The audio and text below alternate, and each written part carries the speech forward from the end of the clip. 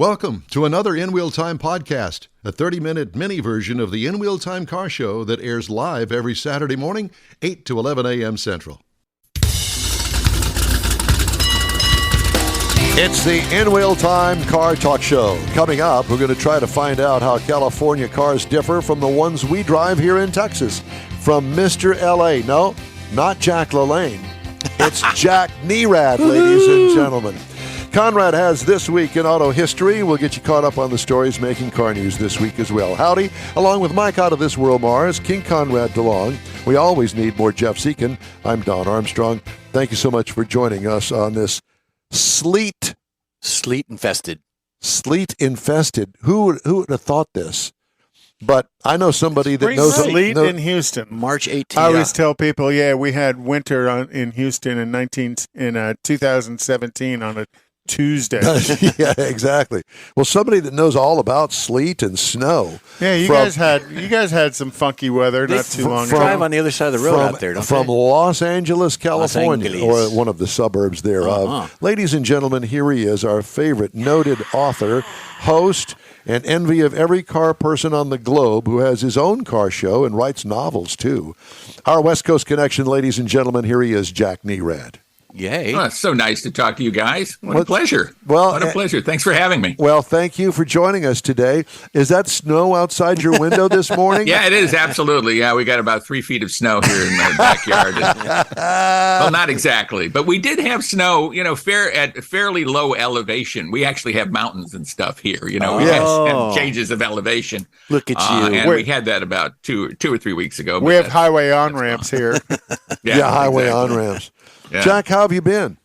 I've been good. I've been super busy. March has been an extremely busy month for new vehicle launches and just stuff. What new vehicle launches have you been on? We like to live our life through you because you're much more excited. Most recently, I was in Asheville, North Carolina earlier this week, driving the Dodge Hornet. And if I tell you about the driving of the Dodge Hornet, they're going to come and beat me up. So I can't talk about that specifically, but I can talk about the vehicle itself without talking about the driving experience. And it's a compact sport utility vehicle from Dodge. It's the first new Dodge vehicle in 10 years.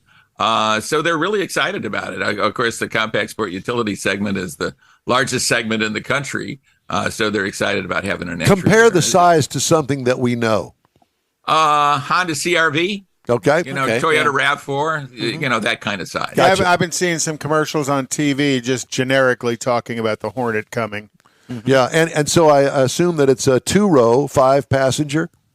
Correct. Okay, yeah. Okay, Mm-hmm. I got you. Yeah. All right. Yeah. Well, with a lot of power, actually. I mean, its base powertrain is, well over 200 horsepower.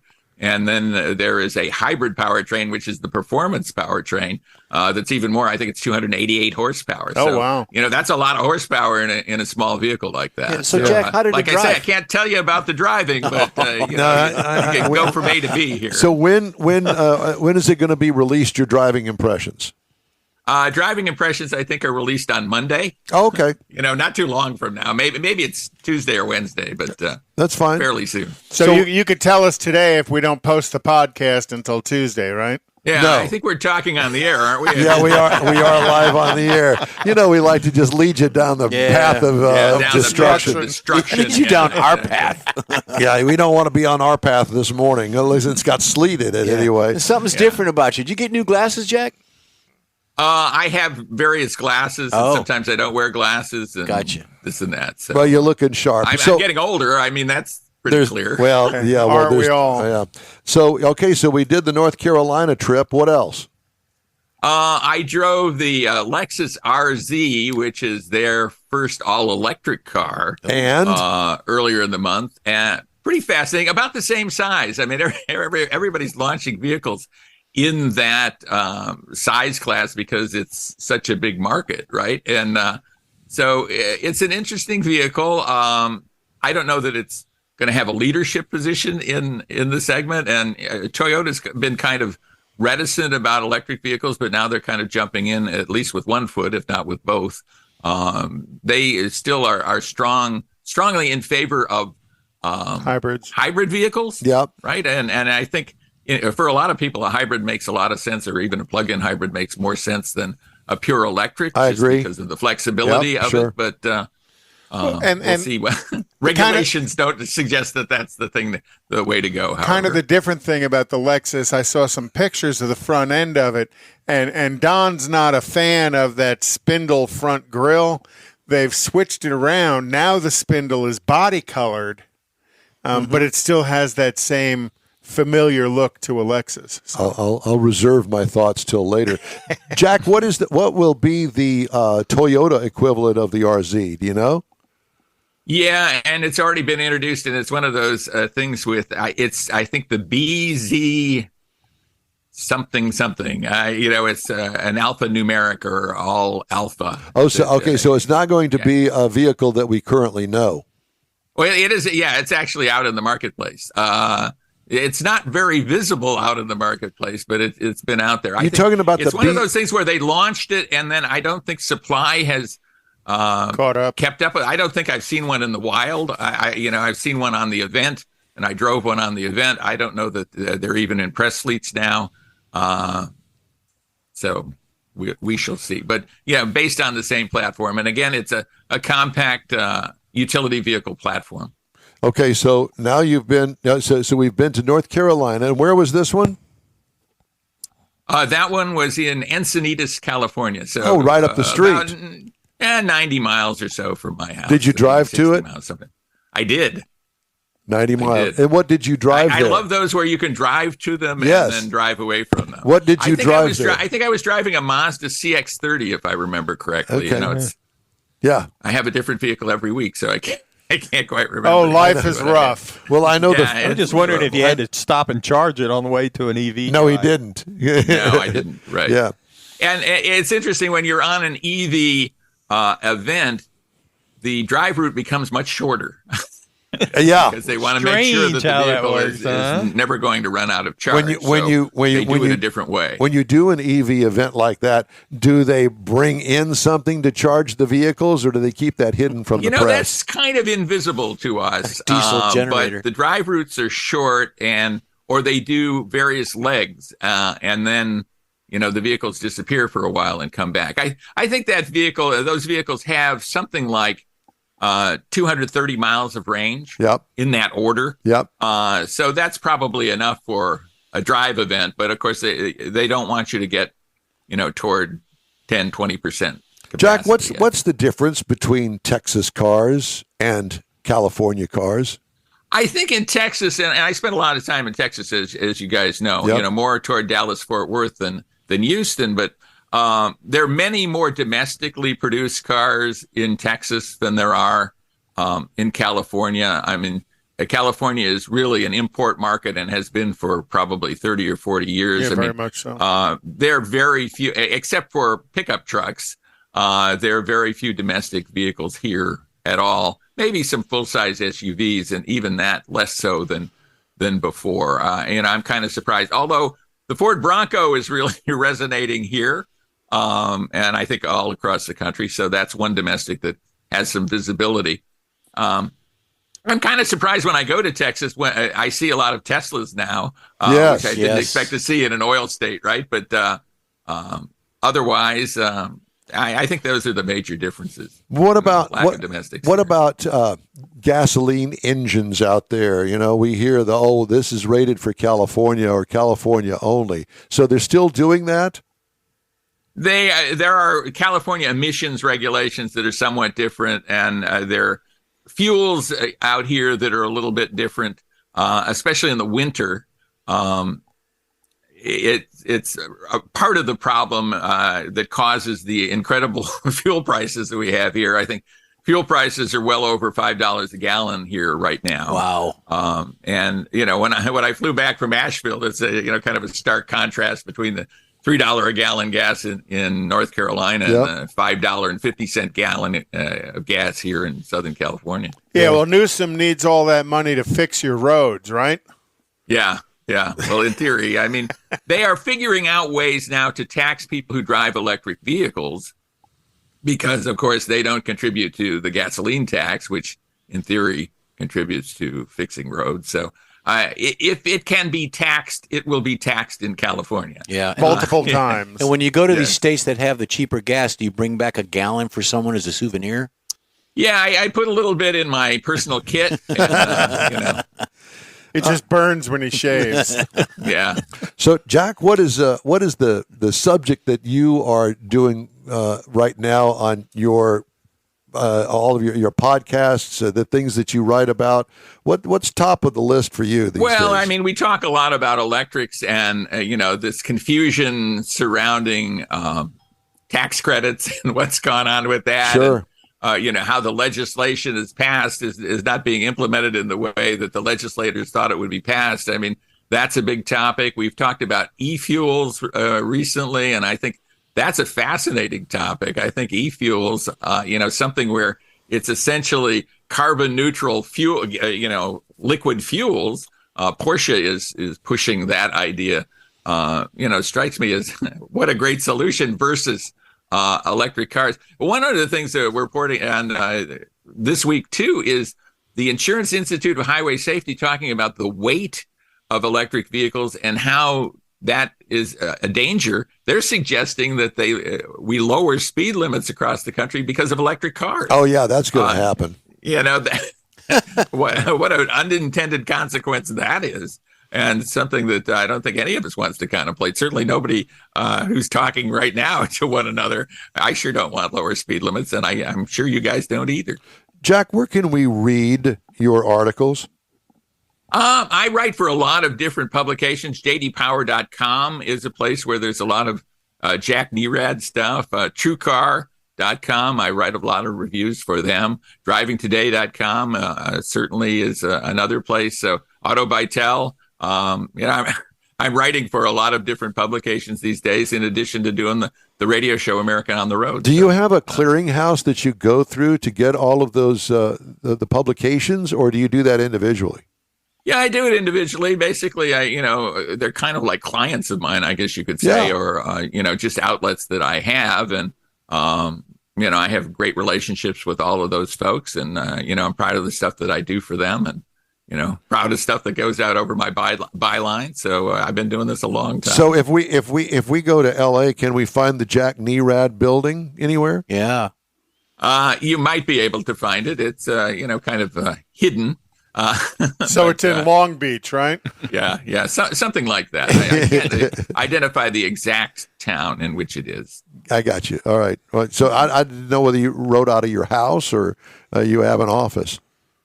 Both. Yeah. I write out of my home office typically, and you're seeing one of the home offices right behind you. Yes. It looks very nice. Mm-hmm. I like the bad. pillows stacked in the corner. Oh, yeah. Yes, exactly. Yeah. Whenever I want to take a nap, I just throw pillows on the floor. We call that feng shui. Fly right down. Yeah. What is your most favorite car that you have driven in the past? Let's just say 60 days. The last 60 days. That's an interesting question. I really did. I can't talk about driving the Dodge Hornet, but I did like it. I would say, too, I drove the Infiniti QX60 in a winter driving situation up in Big Sky, Montana. Right. That was a blast. And, that vehicle is terrific in bad weather like that, or in snow and ice. Really sophisticated all-wheel drive system. So I was really impressed with that vehicle, the Infiniti QX60. If you had a 25-year-old daughter that's out on her own, living in Denver, that goes snowboarding every weekend, what vehicle, relatively priced vehicle, do you want to buy for her? would you recommend that we look at? Probably a RAV4. I actually have a 25-year-old daughter who lives in Fort Worth. And she drives a RAV4, a Toyota RAV4. So I think, an all-wheel drive version of that would be, I think, a terrific solution there. There's others certainly, but and I do like the new Honda CRV. I think that's very, very cool. Or the Hornet.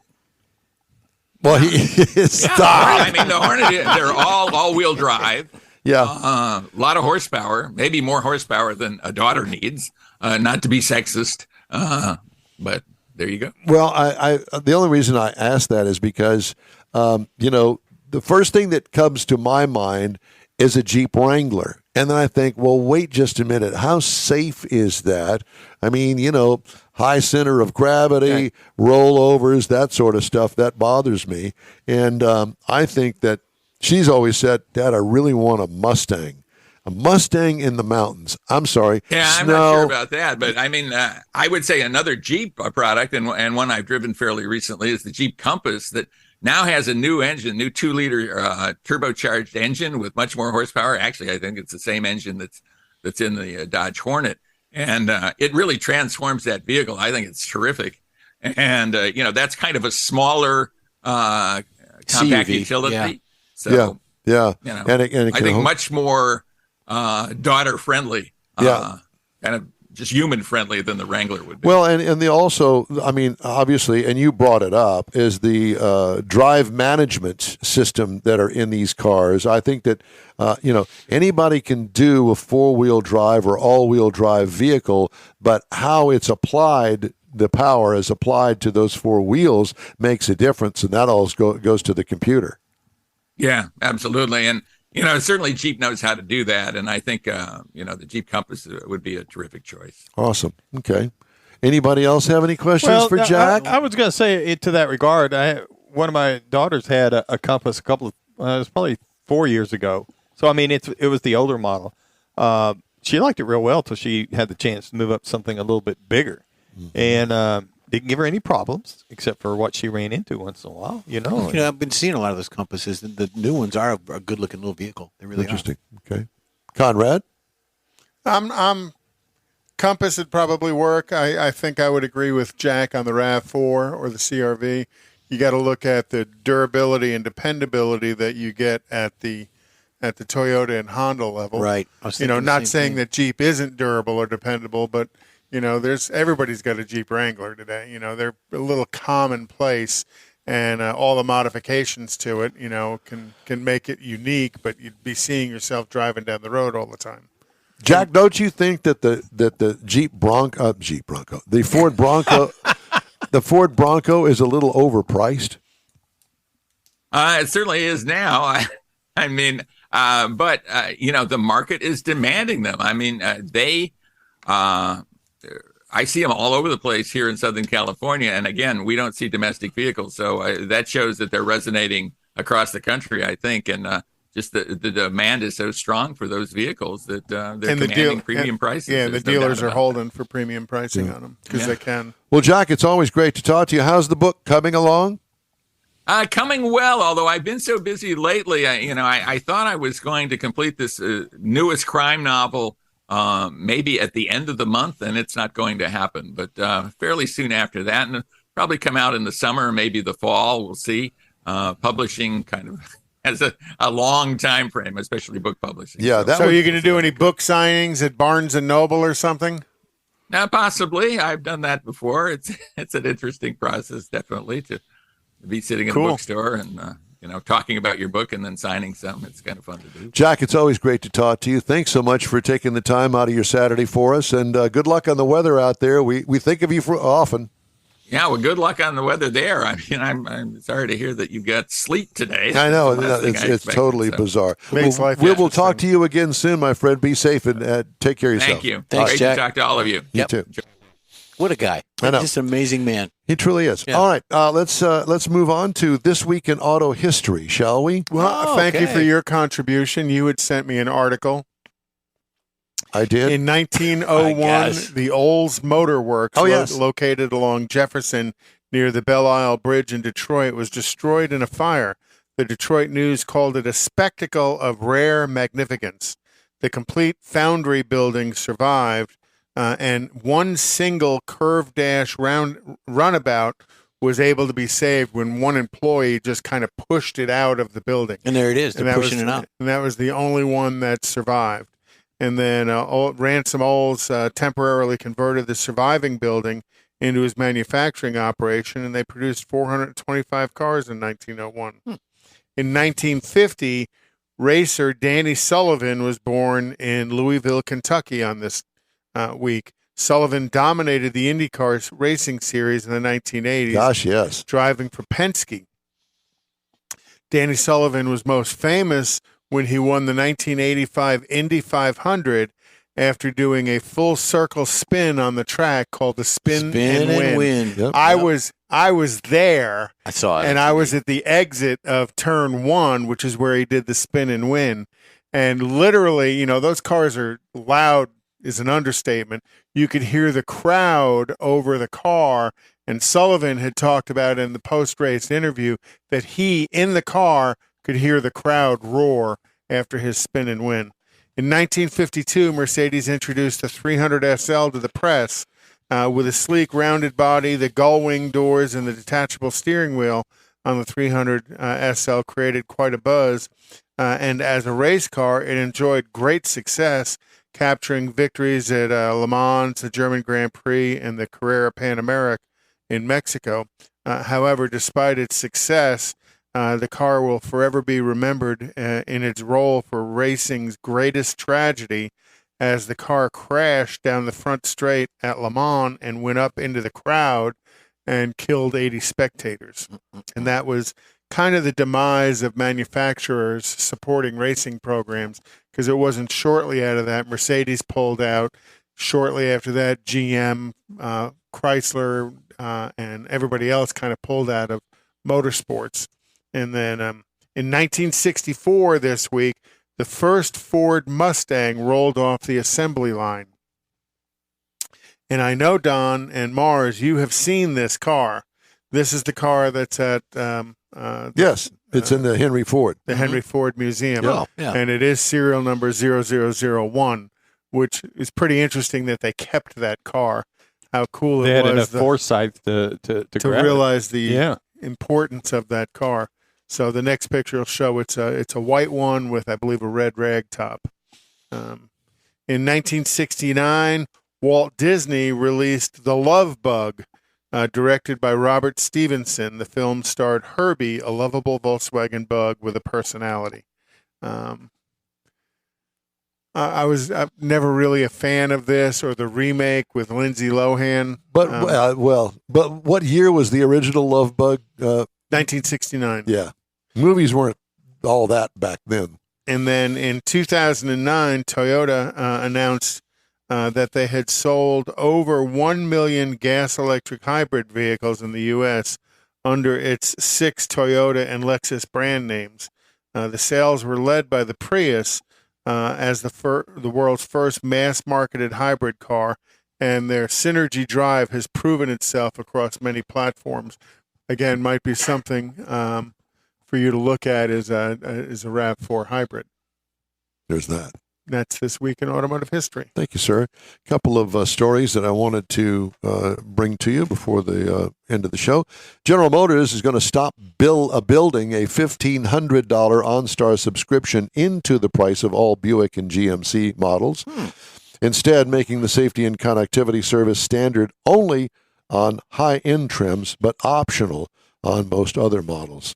Rising prices, interest rates, coupled with scarce inventory and supply constraints have affected some consumers' ability to purchase a new vehicle. Making OnStar features optional again on lower trims can help alleviate some of the pricing pressure. As New vehicle 84-month financing. Yeah.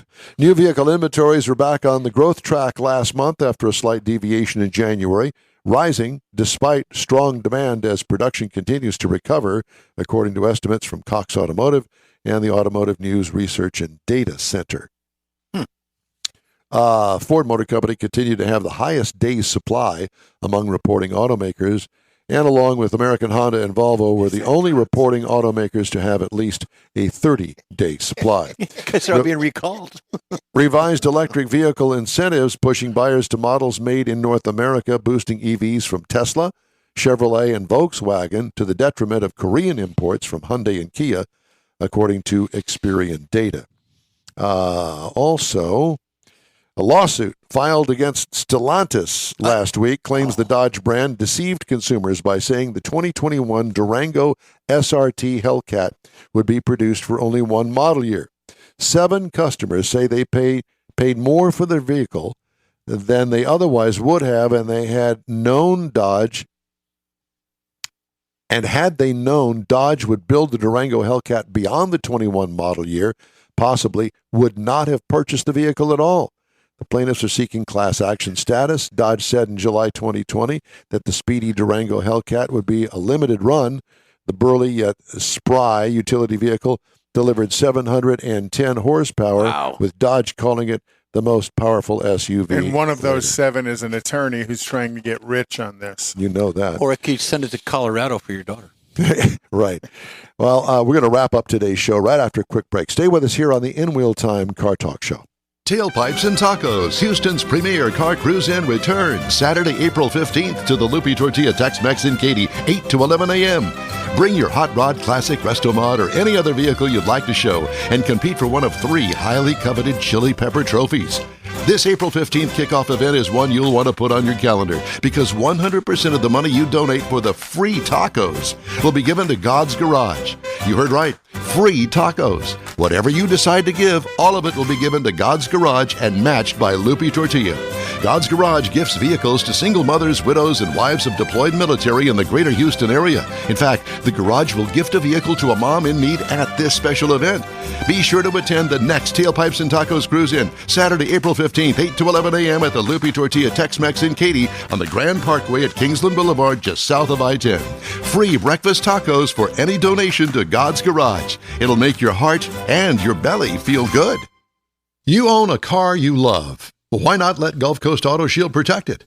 Houstonian John Gray invites you to his state-of-the-art facility to introduce you to his specialist team of auto enthusiasts. We promise you'll be impressed. Whether you're looking to massage your original paint to a like-new appearance, apply a ceramic coating, install a paint protection film, nano-ceramic window tint, or new windshield protection called ExoShield, Gulf Coast Auto Shield is where Houston's car people go. Curbed your wheels? Instead of buying new, why not have them repaired? How about a professionally installed radar detector? Gulf Coast Auto Shield does that too. Get a peek inside the shop and look at the services offered by getting online and heading to gcautoshield.com. Better yet, stop by their facility at 11275 South Sam Houston Tollway, just south of the Southwest Freeway, and get a personal tour. Gulf Coast Auto Shield is your place to go for all things exterior. Call them today, 832-930-5655 or gcautoshield.com. The award-winning In Wheel Time Car Talk Show is available on the most popular podcast channels out there in 30-minute episodes. We realize our 3-hour live show can be difficult to catch in its entirety, so now you can listen every day to a convenient, fresh 30-minute episode. Check us out on Apple Podcasts, Spotify, Google Podcasts, Amazon Music, and Audible, along with a dozen more. In Wheel Time has the most informative automotive guest interviews and new car reviews, along with popular features including Konrad's Car Clinic and This Week in Auto History, along with automotive news headlines. Our live broadcast airs every Saturday, 8 to 11 Central on InWheelTime.com, the iHeart app, and on YouTube. Be sure to say hello when we're broadcasting from the Tailpipes and Tacos Cruise-In, Autorama, and the Houston Auto Show, among others. Now, it's easier than ever to hear about all things automotive all week long. You're invited to join fellow car enthusiasts in becoming part of the ever-growing In Wheel Time Car Talk family. Don't forget those 30-minute podcast episodes on your favorite podcast channel. Well, that's a wrap for this week's In Wheel Time Car Talk Show. When you're online, check out our Facebook page, give us a like, tell your friends about us, and share our junk if you would, please. You'll get Konrad's Unicorn Hunting features along with all things automotive all week long, including new car reviews, upcoming events, cruise-ins, racing events, and other informative and entertaining car and truck goodies. You can find the In Wheel Time Car Talk Show 24/7 on the iHeart Radio app, and be sure and catch us on the In Wheel Time Car Talk Show live during our video stream on Facebook, YouTube, Twitch, and InWheelTime.com every Saturday, 8 a.m. to 11 a.m. Central Time. Daily 30-minute podcasts are available from over a dozen of the most popular podcast providers. The In Wheel Time Chief Engineer is David Ainsley. Our Marketing Advertising Manager and Video Technical Director is We Need More, Jeff Zekin. For booking agent and podcast poser, Mike Mars. Hoser with Mr. Know-It-All. His royalty, King Konrad DeLong. I'm Don Armstrong. Another hoser. Be sure and join us for the next live 3-hour In Wheel Time Car Talk Show, Saturday, March 25th, 2023, 8 a.m. to 11 a.m. Central Time on all of our In Wheel Time Car Talk outlets. Have a great weekend, stay safe, and let's visit again next week. So long for now. That's it for this podcast episode of the In Wheel Time Car Show. I'm Don Armstrong, inviting you to join us for our live show every Saturday morning, 8 to 11 a.m. Central on Facebook, YouTube, Twitch, and our InWheelTime.com website. Podcasts are available on Apple Podcasts, Spotify, Stitcher, iHeart Podcast, Podcast Addict, TuneIn, Pandora, and Amazon Music. Keep listening, and we'll see you soon.